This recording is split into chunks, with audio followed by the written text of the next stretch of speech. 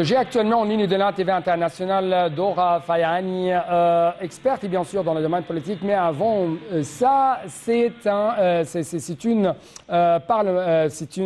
plutôt un membre très éminent au sein de l'un des partis égyptiens. Vous êtes toujours la bienvenue sur la TV internationale. Merci. Merci beaucoup.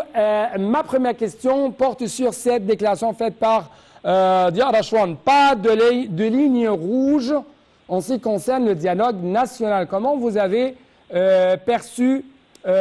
comment vous avez quand même reçu ce message? C'est une excellente déclaration. Mais, ceci dit, ce que nous espérons tous, que nous soyons partie prenante, participants au dialogue national ou pas, ce que nous attendons, c'est que on peut imaginer que la ligne rouge, qu'il n'y a effectivement pas de ligne rouge à l'intérieur des réunions du dialogue national, le Hiwar Watani, mais que néanmoins la ligne rouge existe par rapport à la diffusion des conclusions et des recommandations qui sont faites durant le dialogue national. Donc, il y a un élément très important pour assurer la crédibilité du dialogue national vis-à-vis des Égyptiens comme vis-à-vis du monde entier, c'est de démontrer qu'effectivement, il n'y a pas de ligne rouge et que la totalité des recommandations et opinions exprimées durant le dialogue national sont diffusées d'une façon claire. Mais ça, c'est également un autre élément très important. C'est qu'on ne peut pas attendre de la totalité des Égyptiens, je pense en particulier à nos amis les fermiers, à ceux qui n'ont pas l'habitude de lire les journaux, par exemple, tous les jours, plusieurs heures, ou d'écrire que leur métier n'est pas, comment dit-on, mental ou intellectuel, qu'ils comprennent des recommandations dans un langage qui n'est pas leur langage quotidien.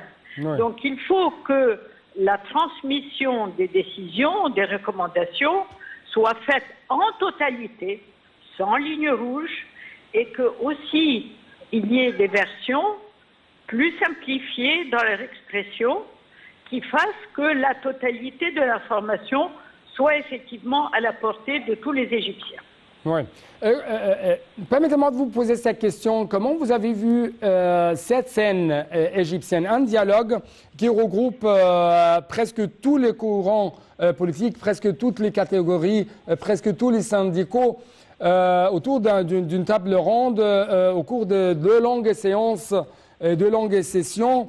Et ça pour parler, pour débattre de grands sujets, de sujets très sérieux, des questions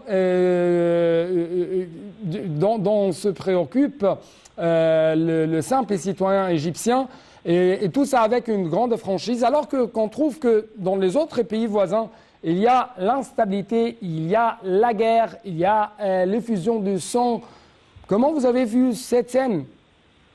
Écoutez, je vais être très franche et même peut-être directe et même agressive. Ce n'est pas parce que nos voisins ont des problèmes que nous devons nous contenter de ce qu'on a moins de problèmes. Non. Pour moi, l'Égypte et les objectifs de l'Égypte doivent être au top. Le top du top du top. Donc, effectivement, il est grand temps que tout le monde cesse de travailler chacun dans son coin.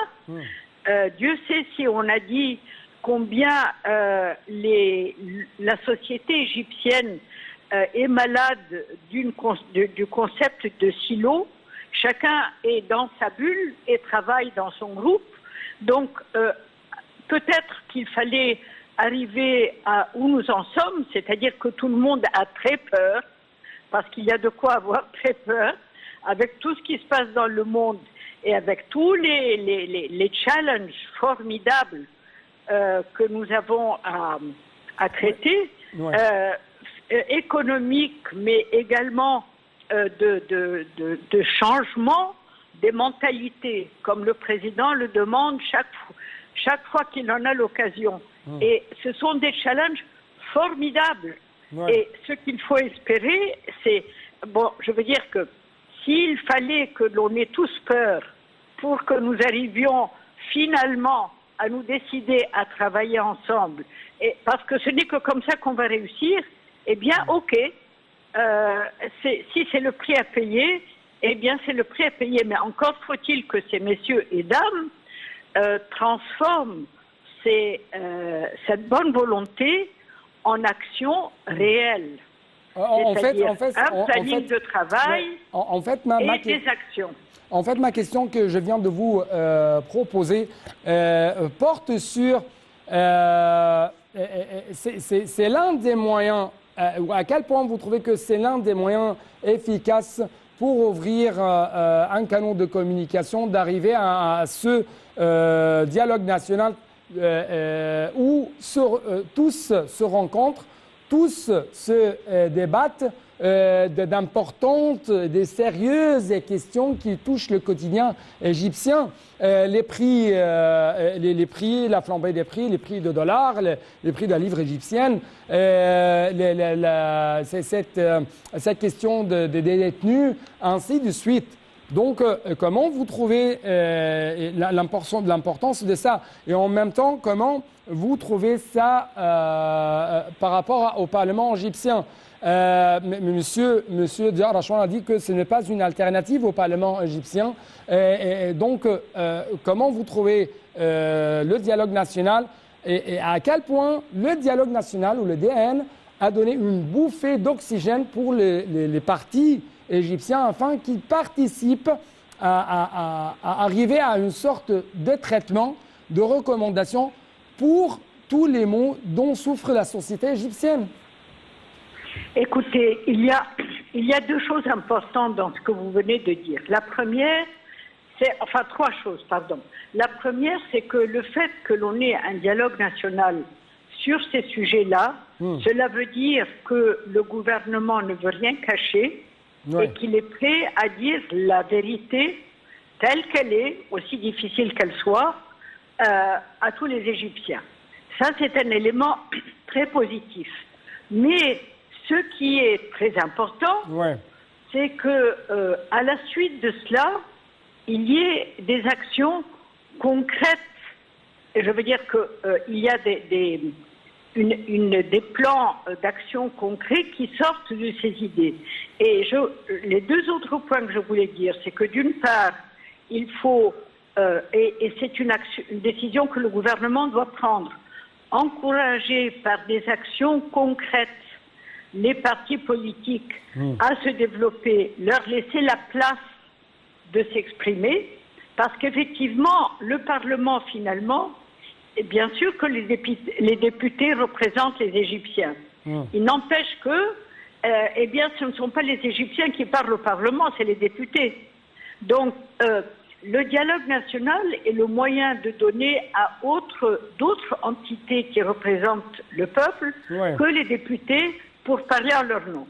Et puis, mais cette fois-ci, mais à quel point vous trouvez que cette fois-ci, non, les autres partis ne sont pas invités pour parler seulement, mais sont invités pour concrétiser une vision, pour arriver vraiment à certains traitements pour des questions, encore une fois, très cruciales pour la société égyptienne, que ce soit au niveau économique, social ou politique? Écoutez, il y a deux points. Le premier que je voudrais terminer, c'est que vraiment, c'est très important pour l'Égypte que les partis politiques soient encouragés, ce qui implique de leur laisser de l'espace. Et il y a des modèles de comment différents pays ont mené, et il suffit d'étudier ce qui a été fait dans d'autres pays. On n'a pas besoin de réinventer ce n'est pas vraiment du rocket science, mais il faut la volonté, il faut reconnaître que l'on a besoin des partis politiques. Et pourquoi? Parce qu'en fait, ils représentent les différentes entités du peuple de façon à être des canaux de communication. Et puis, l'autre chose qui est tout aussi importante, c'est qu'à la sortie du dialogue national, il est très important d'avoir un plan d'action de définir qui va le faire, de distribuer les jobs entre les différentes entités, pas le gouvernement, en tout cas pas le gouvernement, différentes organisations, structures, avec un plan et exactement comme dans le business, des objectifs et ils doivent rendre des comptes chaque année sur les résultats obtenus. Ouais. Mais évidemment, il ne faut pas que ce soit aucun des ministères, quel que soit le ministère, du plus grand au plus petit, parce qu'eux, ils ont leur job. Par contre, réaliser les actions et les recommandations... Madame Dora Fayani, notre grande experte dans plusieurs domaines de développement, d'économie et de politique, vous êtes toujours la bienvenue sur Net International. Merci beaucoup pour de tels éclaircissements de votre part. Avec ça, nous devons, chers téléspectateurs, donc clôturer cette édition de Direct. Et il ne me reste que vous dire merci, à la prochaine.